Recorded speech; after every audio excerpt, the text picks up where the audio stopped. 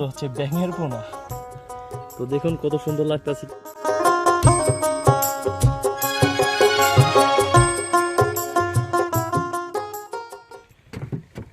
আসসালামু আলাইকুম প্রিয় দর্শক, আজকে আমরা চলে আসছি আমাদের পদ্মার পাড়ে। তো এখানে আমরা আসছি মূলত আজকে পদ্মার চরটাকে একটু ঘুরে ঘুরে আপনাদেরকে দেখাবো, চরের সৌন্দর্যগুলো আপনাদের মাঝে তুলে ধরবো।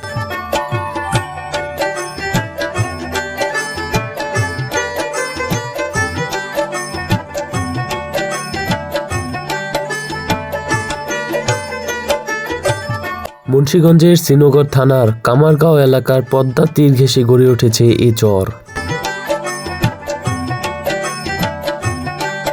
যেদিকে দু চোখ যায় ফাঁকা মাঠ আর ফাঁকা মাঠ, এরই মাঝে সরু এই পথ।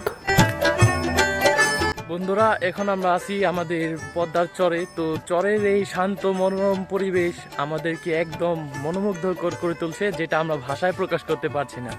তো এই পদ্মার চর এত সুন্দর লাগতেছে আমার কাছে, তার মধ্যে পাশে দুই পাশে দিয়ে যখন গাছপালা লাগায় রাখছে গ্রামবাসীরা, তো এটাকে আরো সুন্দর করে ফুটিয়ে তুলছে তারা। তো এটা কিভাবে যে প্রকাশ করবো সেটা ভাষা খুঁজে পাচ্ছি না আমি।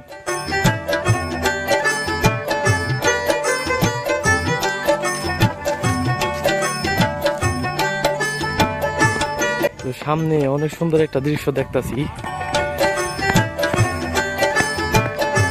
তো দেখুন ভিউটা কি। তো এর মাঝে দেখুন আমরা দেখতে পাচ্ছি যে পদ্মার যে পানি জমে থাকা অংশ, তো সেখানে হাঁসেরা গোসল করতেছে। এখানে রাজা হাঁস আছে আর পাতি হাঁস আছে, দুইটা মিলে আছে। তো খুবই চমৎকার।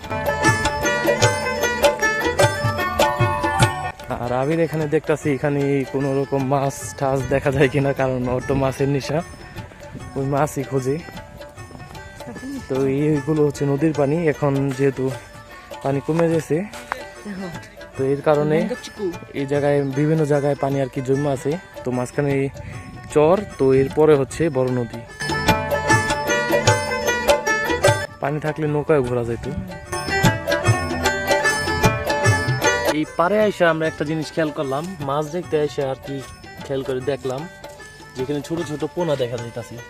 তো এইগুলোর প্রথমে আমি ভাবলাম যে এইগুলো হয়তো কোনো মাছের পোনা হইতে পারে, শোল মাছ বা অন্য কোনো মাছ। তো এরপর আবির বললো এইগুলো হচ্ছে ব্যাঙের পোনা।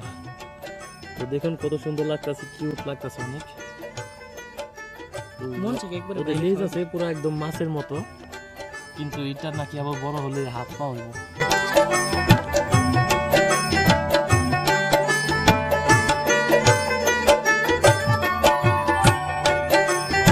সামনে দেখতে পাচ্ছি একটা বড়ই গাছ। তো আমি একটা বড়ই খাইলো কোথায়, তো আমি একটা বড়ই খেয়ে দেখি। এই যে দেখুন আমি একটা বড়ই নিলাম। বিসমিল্লাহ।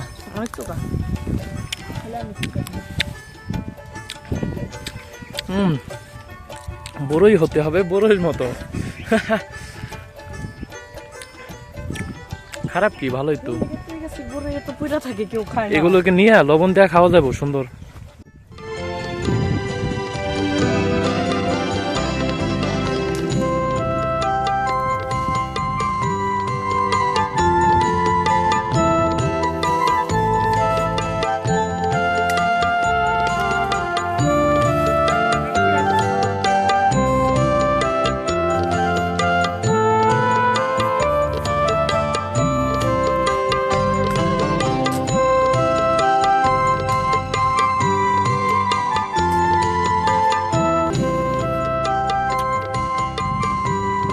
গাইস, বড়ই যদি একটু টক না হয় তাহলে কি স্বাদ লাগে? তো এটা কামড় দেওয়ার পরে বুঝতে পারলাম এটা আসলে অনেক চোখা। তো ছোটবেলায় যখন আম্মু এরকম বড়ই নিয়ে যায় বাসায় লবণের পানির মধ্যে ভিজিয়ে রাখতো, তারপরে এক সপ্তাহ বা কয়েকদিন পরে আমরা সেগুলোকে খেতাম, খুবই স্বাদ লাগতো। তো এই বড়ই খেয়ে সেই কথা মনে পড়ে গেল। তো এই জন্য ভাবলাম এখান থেকে যাওয়ার সময় কিছু বড়ই আমরা সাথে করে নিয়ে যাব। সেই বড়ই আমরা লবণ পানিতে ভিজিয়ে রেখে কয়েকদিন পরে খেয়ে দেখবো সেই পূর্বের স্বাদটা পাই কিনা।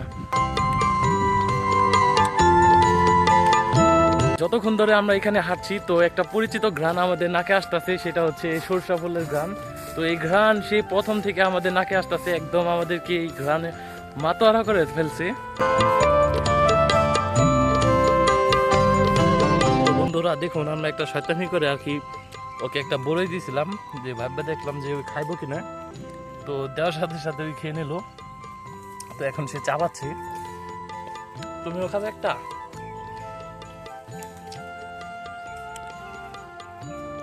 তো ওরা অনেক ফ্রেন্ডলি, খুবই সুন্দর লাগতেছে।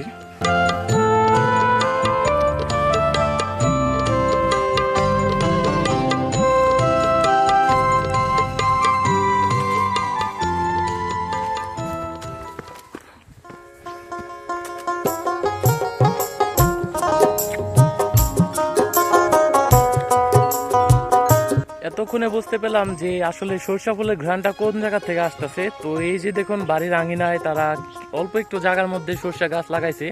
তো এখান থেকে সম্ভবত সেই ঘ্রাণটা আমাদের নাকে আসছে। রোদে শুকানোর জন্য কাপড় চোপড় এখানে দেওয়া হয়েছে।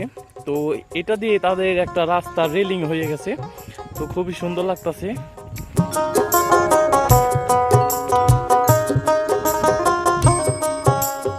চরের এই রাস্তার সাথে বাসায় যাওয়ার একটা সংযোগ আছে এই রাস্তা।